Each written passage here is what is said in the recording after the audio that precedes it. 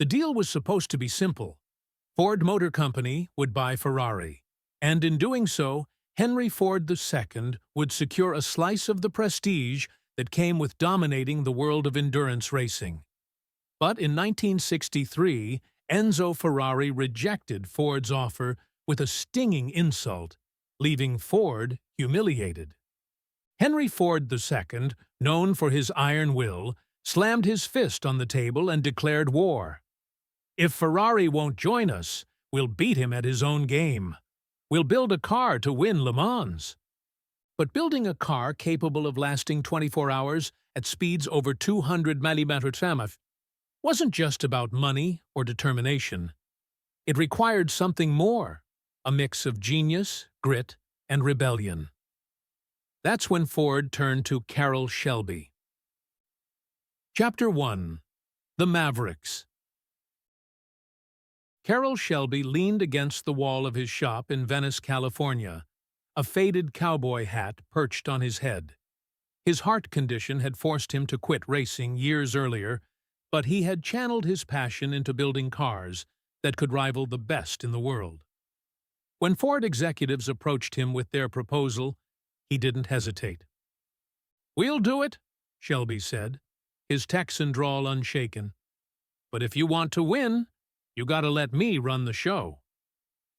Ford's deep pockets meant Shelby had resources he'd only dreamed of, but it also meant dealing with corporate interference. From the start, tension brewed. Ford's suits cared about image. Shelby cared about winning. To develop the car, Shelby knew he needed the best driver in the world. That's when he called Ken Miles. Chapter 2. The Driver. Ken Miles was a rarity, a mechanic who was also a master behind the wheel. He could diagnose a car by feel alone, knowing exactly what needed fixing after a few laps. But his brilliance was matched by his temper. He didn't suffer fools gladly, and Ford's executives were fools in his eyes. When Shelby offered him the job, Miles hesitated. Racing was his life, but it didn't pay the bills. His wife, Molly, and young son, Peter, depended on him, and Ford's corporate world wasn't one he trusted. "Come on, Ken," Shelby urged. "We're gonna build something they've never seen before. A car that'll wipe that smug grin off Enzo Ferrari's face." Miles finally agreed, not for the money or the prestige, but for the chance to do what he loved. Drive. Chapter 3. Building the Beast. The team worked day and night in Shelby's workshop, pouring their hearts into what would become the Ford GT40. The car was revolutionary, low, sleek, and powered by a roaring V8 engine. But it wasn't without its problems. During early tests, the GT40 couldn't handle the strain of high-speed endurance. Engines overheated, brakes failed, and the car spun out on turns. Each failure chipped away at morale, but Miles refused to let them quit. "This car has a soul," Miles said after a grueling test run. "It just needs us to find it." As the team worked through each problem, Ford's executives grew impatient. Leo Beebe, one of Henry Ford II's right-hand men, wanted to replace Miles with a more polished driver, someone who fit Ford's image. "No," Shelby said firmly. "If you want to win, Ken's our guy." Chapter 4. Corporate Battles. The tension between Shelby's team and Ford's executives reached a boiling point when Beebe tried to sideline Miles for the upcoming Le Mans race. Shelby, ever the cowboy, played his final card. "If you don't let me run this my way," he told Henry Ford III, "Frontus directly, I'm out, and so is your chance of beating Ferrari." Ford reluctantly gave in, and Miles was back in the driver's seat. But the pressure weighed heavily on everyone. For Miles, it wasn't just about winning. It was about proving himself. For Shelby, it was about protecting his vision from being swallowed by corporate politics. Chapter 5. The morning of the race dawned over the French countryside, a light mist clinging to the track. Ferrari arrived with an air of confidence, their red machines polished and purring like predators. The GT40s, by contrast, looked raw and aggressive, their deep growl a challenge to anyone who dared to underestimate them. The race began, and chaos unfolded. Rain slicked the track, causing several crashes in the early hours. Ferrari held the lead, their cars steady and precise, while the GT40s fought to stay in contention. Miles, driving like a man possessed, found his rhythm. Lap after lap, he pushed the GT40 faster, his instincts allowing him to extract every ounce of performance from the car. As the hours passed, the GT40 began to wear down Ferrari. By dawn, Miles was in the lead, but Shelby received a devastating order from Ford. Slow down. They wanted a photo finish with all three GT40s crossing the line together. Miles, furious, complied reluctantly, knowing it would cost him an individual victory. As the checkered flag waved, Ford had done the unthinkable. They'd beaten Ferrari at Le Mans. But for Miles, the moment was bittersweet. Chapter 6. The Perfect Lap. Ken Miles sat behind the wheel of the GT40 during a late-night test session, the dark desert surrounding him like a cocoon. The roar of the engine echoed into the stillness, broken only by the occasional shout of a mechanic or engineer. This wasn't just another car to Miles, it was an extension of himself. "You've got to feel the road, understand its quirks," he explained to a junior mechanic. "Every car's got its own language, and this one's still learning to speak." Shelby watched from the sidelines, his cowboy hat tilted low. He knew Miles was right. The GT40 wasn't just a machine, it was a living thing, and Ken was the only one who could teach it how to win. That night, as Miles pushed the GT40 to its limits, the car seemed to respond. Every turn, every gear shift felt smoother. It wasn't perfect yet, but for the first time, the team saw a glimpse of what it could be: a champion. Chapter 7. Ferrari Fights Back. Word of Ford's progress reached Enzo Ferrari, who dismissed the Americans as amateurs, but privately he was concerned. Ferrari began refining their cars, improving durability and speed, and ensuring their drivers were better prepared than ever. Meanwhile, Ferrari used his influence to sow doubt about Ford's abilities. Rumors spread that the GT40 was unreliable, that Ford's corporate overlords would implode under pressure. This psychological warfare wasn't lost on Shelby. "They're scared," he told his team during a pep talk, "and scared men make mistakes. Stay focused." But the pressure mounted. Ford executives became more demanding, constantly pushing for updates and questioning every setback. Shelby and Miles felt the weight of the expectations, knowing their reputations, and possibly their careers, hung in the balance. Chapter 8. Testing the Limits. With Le Mans fast approaching, the team took the GT40 to Daytona for a grueling endurance test. The heat, the sand, and the relentless pace pushed the car and team to their limits. Miles drove with a mix of ferocity and finesse, but even he couldn't prevent breakdowns. The car overheated, the brakes failed, and at one point, a tire burst at high speed. Miles managed to keep the car on the track, his skills saving what could have been a catastrophic accident. After the test, Miles stormed into the workshop, frustration etched on his face. "This thing's a bloody death trap," he shouted. Shelby pulled him aside. "We'll fix it, Ken. You know we will. But you've got to trust me, and trust the car." Miles stared at him for a long moment before nodding. "I trust you, Carol. Just don't let them ruin it." Chapter 9. A Family Affair. As the team worked around the clock, Ken's wife, Molly, and their son, Peter, visited the shop. For Molly, it was a chance to remind Ken of what truly mattered. For Peter, it was a chance to see his father in action. "Dad, can I sit in it?" Peter asked, his eyes wide with wonder. Miles smiled, lifting his son into the driver's seat. "One day, maybe you'll drive one of these," he said. The moment grounded Miles, reminding him why he raced, not for fame or fortune, but for the love of the craft and the pride it brought his family. Shelby watched from afar, a rare smile on his face. It was moments like these that made the endless battles with Ford executives worth it. Chapter 10. The Ghost of Le Mans. The team arrived in France weeks before the race to acclimate to the legendary Le Mans track. The circuit was a beast, long straights that tested top speed, sharp corners that punished poor handling, and a grueling schedule that demanded endurance from both man and machine. As Miles took the GT40 out for practice laps, memories of past failures haunted him.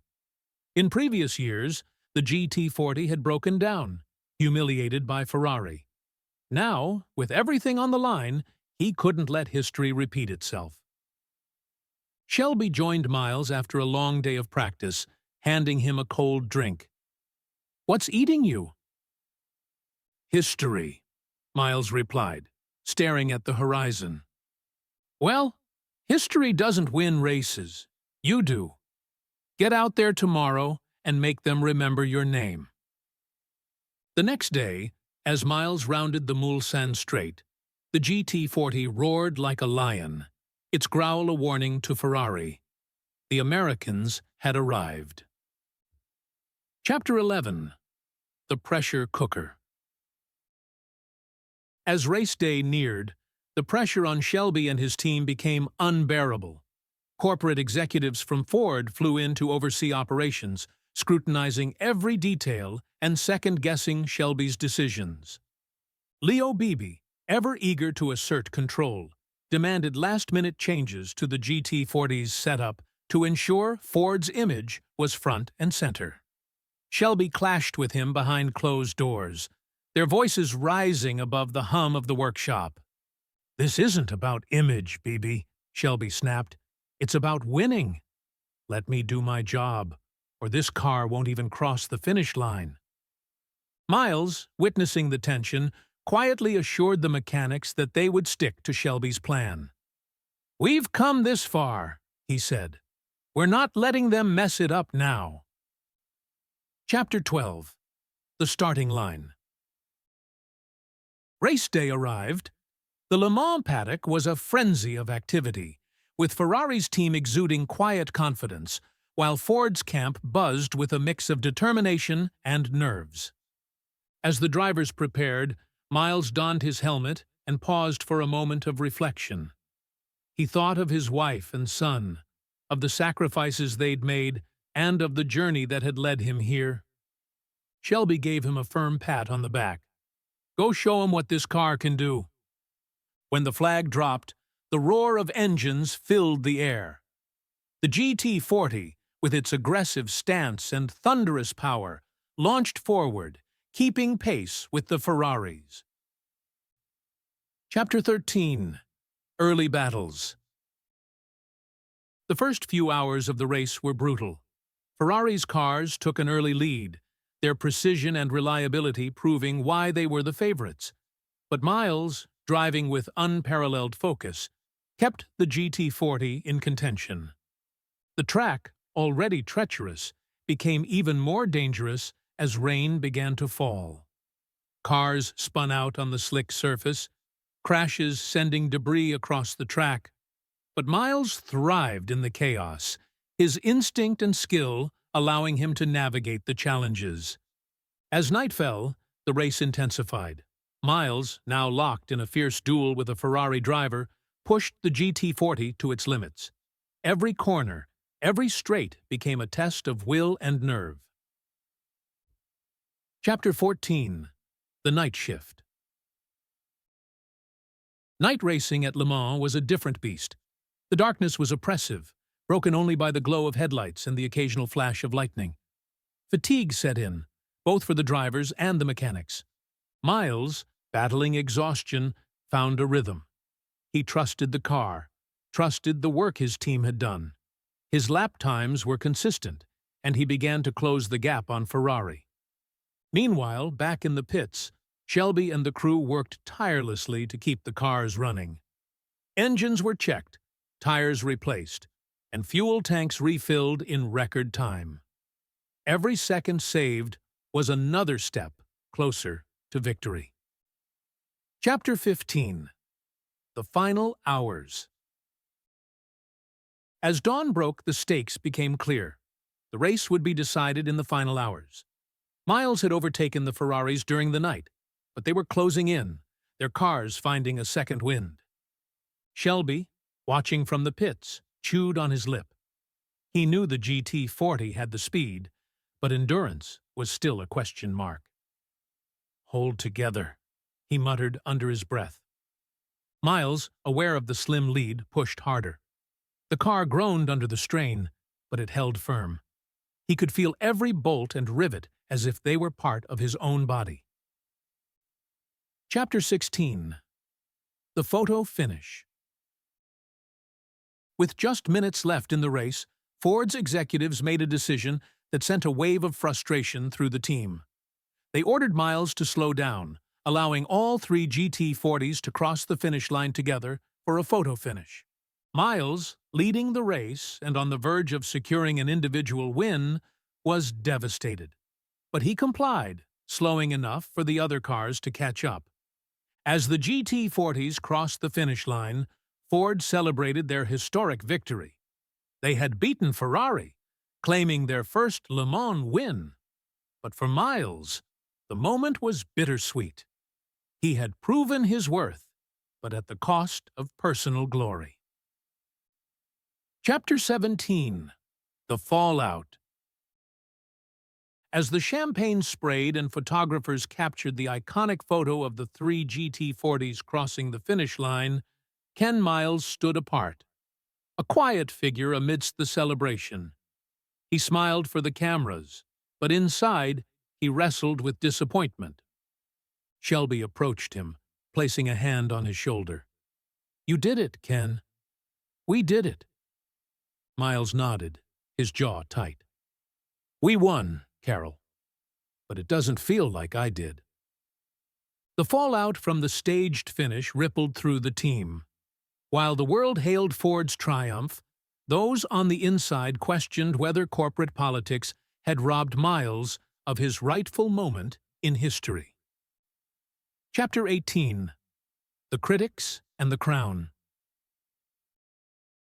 Back in the United States, the media celebrated the GT40 as a masterpiece of engineering and a symbol of American innovation. Shelby and his team were heralded as heroes who had toppled Ferrari, the giant of endurance racing. But not everyone was so kind. Some racing purists criticized Ford for the photo finish, calling it a manufactured victory that undermined the sport's integrity. Miles, meanwhile, became a polarizing figure, praised for his driving, but often overlooked in the shadow of Ford's corporate machine. Despite the mixed reception, Shelby remained defiant. "History will remember the GT40, he told reporters, and Ken Miles will always be part of that story. Chapter 19. A Test of Loyalty. As Ford prepared for the next racing season, tensions between Shelby's team and the executives reached a breaking point. Beebe, emboldened by the Le Mans victory, began asserting more control over design decisions, pushing for changes that prioritized aesthetics over performance. Shelby fought back, warning that such interference would jeopardize future success. "It's not just about winning now," Beebe argued. "It's about branding. This is Ford's moment." Miles, still reeling from the Le Mans debacle, considered walking away. But Shelby convinced him to stay. "We've come too far, Ken. Don't let them win by quitting." Reluctantly, Miles agreed, determined to ensure the GT40 remained true to the vision he and Shelby had fought for. Chapter 20. The Return to Daytona. The team's focus shifted to the 24 Hours of Daytona in 1967, where they aimed to prove that Le Mans wasn't a fluke. Miles, determined to reclaim his personal victory, drove with unmatched precision and fire. The GT40, now refined and battle-tested, performed flawlessly. As the race progressed, it became clear that Ford had created not just a competitive car, but a dynasty. Miles crossed the finish line as the clear winner, finally earning the individual triumph he'd been denied at Le Mans. In the pits, Shelby watched with pride. "That's the Ken Miles I know," he muttered, tipping his hat. Chapter 21. Tragedy Strikes. Miles's triumph at Daytona was short-lived. Later that year, while testing an updated version of the GT40, disaster struck. A mechanical failure sent the car careening off the track at high speed, killing him instantly. The news devastated the racing community. Shelby, who had always seen Miles as both a friend and a kindred spirit, was inconsolable. At the memorial service, Shelby spoke through tears. "Ken didn't just drive cars, he lived them. Every lap, every race, he gave a piece of himself. And because of him, we'll never see racing the same way again." Chapter 22. The Legacy of the GT40. Despite the loss of Ken Miles, the GT40's legacy continued to grow. Ford won Le Mans again in 1967, 1968, and 1969, cementing the car's place in racing history. Shelby's name became synonymous with innovation and determination, and the GT40 became a symbol of what was possible when passion and engineering collided. Miles' contributions were finally recognized years later, as historians and fans began to understand the depth of his impact. The GT40 wasn't just a machine, it was a monument to the man who helped bring it to life. Chapter 23. Shelby's Reflection. Years later, Carroll Shelby sat in his workshop, staring at a photograph of the GT40 crossing the finish line at Le Mans. He thought about the long nights, the battles with Ford, and the friends he had lost along the way. "Funny thing," he said to an old colleague, "we set out to beat Ferrari, but we ended up proving something bigger, that when you put heart and soul into something, you can do the impossible." Shelby's legacy extended far beyond the GT40. From the Shelby Cobra to the Mustang, his name became a hallmark of American automotive excellence. But it was the GT40 and the partnership with Ken Miles that remained closest to his heart. Chapter 24. The Next Generation.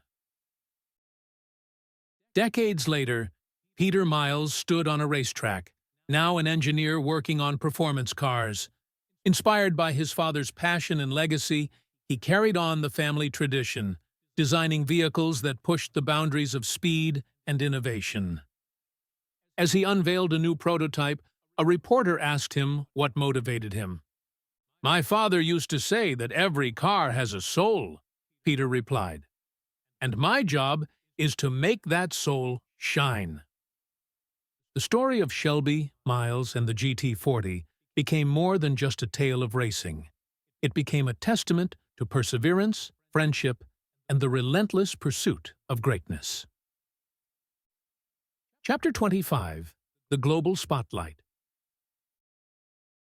With Ford's dominance at Le Mans secured, the automotive world turned its eyes to the GT40 and the legacy it was forging. The car had become a symbol of American innovation, with enthusiasts and critics alike praising its engineering and performance. Shelby was invited to global events to discuss the success of the GT40. In one interview, a French journalist asked, "What made the GT40 different?" Shelby smiled, tipping his cowboy hat. "It wasn't just the car, it was the people behind it. the ones who believed in doing the impossible. Despite the global acclaim, Shelby couldn't help but feel the absence of Ken Miles. At every event, he mentioned Miles's name, ensuring the driver's contribution would never be forgotten. Chapter 26. The Ford-Ferrari rivalry continues. Even after Ford's string of victories, the rivalry with Ferrari continued to burn bright. Enzo Ferrari, ever the competitor, vowed to reclaim his throne at Le Mans. Ferrari introduced new designs, each car a masterpiece of Italian engineering, but the GT40 remained a formidable opponent. In 1969, the final year of the GT40's reign, the race came down to a nail-biting finish. Jackie Ickx, driving the GT40, outsmarted Ferrari's drivers with a brilliant strategic move, securing a fourth consecutive victory for Ford. The win was a fitting end to the GT40's racing career, cementing its status as one of the greatest endurance cars in history. Shelby, watching from the sidelines, felt a mix of pride and closure. The GT40 had not only conquered Le Mans, but had also outlasted its fiercest rival. Chapter 27. Honoring Ken Miles. Years after Ken Miles's untimely death, Shelby spearheaded an effort to honor his friend's legacy. Working with Ford and the racing community, he organized a tribute event at the same track where Miles had tested the GT40. Drivers from around the world gathered to pay their respects, driving laps in GT40s adorned with Miles's number. Molly and Peter Miles stood in the crowd, tears in their eyes as they watched the celebration of Ken's life and contributions. Shelby gave a speech, his voice thick with emotion. Ken Miles wasn't just a driver. He was the heart of the GT40. Without him, there wouldn't have been a victory at Le Mans. This is for him. Chapter 28. The Enduring Legend. As decades passed, the story of Carroll Shelby, Ken Miles, and the GT40 grew into a legend. The car became a collector's dream, with only a few surviving examples sold for millions of dollars. Documentaries, books, and films immortalized the tale of the underdog team that took on Ferrari and won. Shelby, now an older man, reflected on the journey that had defined his life. Sitting in his workshop, he looked at a faded photograph of himself and Ken standing beside the GT40. A young journalist visiting for an interview asked, "If you could do it all over again, would you?" Shelby chuckled. "In a heartbeat. But I wouldn't change a damn thing. We lived it. We made history." The GT40 became more than a car. It became a symbol of ambition, resilience, and the unbreakable bond between two men who dared to dream big.